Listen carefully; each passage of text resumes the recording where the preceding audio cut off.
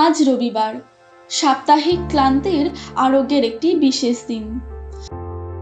আর আমার হাজবেন্ডের থেকে এই ক্লান্তি দূর করার একটি গুরুত্বপূর্ণ মাধ্যমই হচ্ছে তাকে সুস্বাদু কিছু রান্না করে খাওয়ানো। তাই আমিও চলে এসেছি রান্নাঘরে তার পছন্দের চিকেন রান্না করতে। নমস্কার বন্ধুরা, আমি তৃষ্ণা। আমাদের রান্নাঘর আস্বাদনে আপনাদের সকলকে স্বাগত। ও চলে গেছে বাজারে, এখন আমি সমস্ত কিছু কেটে কুটে রেডি করে রাখবো। হাতে সময় খুব কম থাকলে আমি কিভাবে চটজলদি উপায়ে চিকেন রান্না করি চলুন দেখে নেওয়া যাক। আমি প্রথমেই মাংসের টুকরোগুলোকে ভালো করে ধুয়ে পরিষ্কার করে নিয়েছি। এখন আমি মাংসটাকে মাখিয়ে নেব। তার জন্য দিয়ে দিচ্ছি এখানে কেটে রাখা পেঁয়াজ কুচি, দিচ্ছি আদা রসুন বাটা, জিরে গুঁড়ো, ধনে গুঁড়ো, হলুদ গুঁড়ো, লঙ্কা গুঁড়ো, কাশ্মীরি লঙ্কা গুঁড়ো, সামান্য পরিমাণে একটু লবণ, পরিমাণ মতো টক দই। আসলে টক দই দিলে মাংসটা খুব সুন্দর সফট হয়। আর একটু সর্ষের তেল। সর্ষের তেলের যে একটা ঝাঁঝ, সেটা কিন্তু রান্নাকে একটা অন্য মাত্রা দেয়। এবার মাখিয়ে নেব এটাকে ভালো করে। মাখিয়ে নিয়ে 30 মিনিট পর্যন্ত রেখে দেব।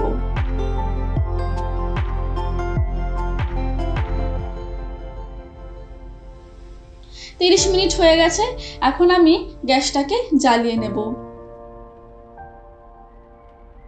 কড়াই বসিয়ে দিয়েছি, এর মধ্যে দিয়ে দেব সর্ষের তেল।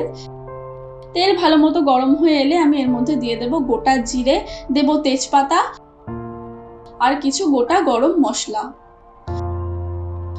ফোড়ন থেকে সুন্দর গন্ধ বেরিয়ে এলে আমি এর মধ্যে দিয়ে দেব কেটে রাখা ক্যাপসিকাম আর দেব কাঁচা লঙ্কা।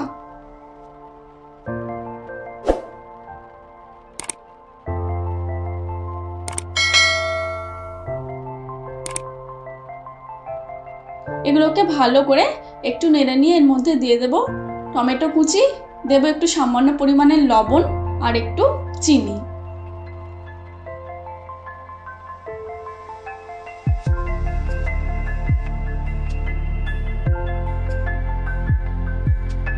এবার আমি মাংসটাকে এর মধ্যে অ্যাড করে দেব।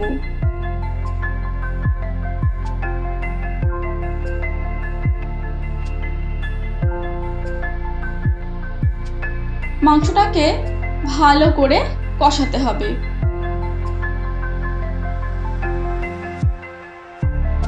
ভালো করে মাংসটা কষানো হয়ে গেলে আমি এর মধ্যে দিয়ে দিচ্ছি কিছুটা পরিমাণে গরম জল।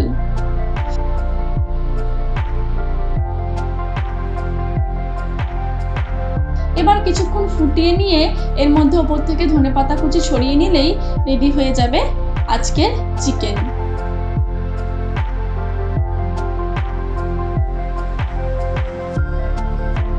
এই যে দেখুন, দেখতে কেমন হয়েছে।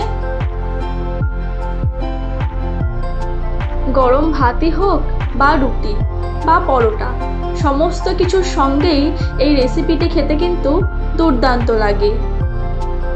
আশা করি আমার আজকের এই রেসিপিটি আপনাদের ভালো লেগেছে। ভালো লাগলে এইভাবে অবশ্যই একদিন বাড়িতে করে দেখতে পারেন।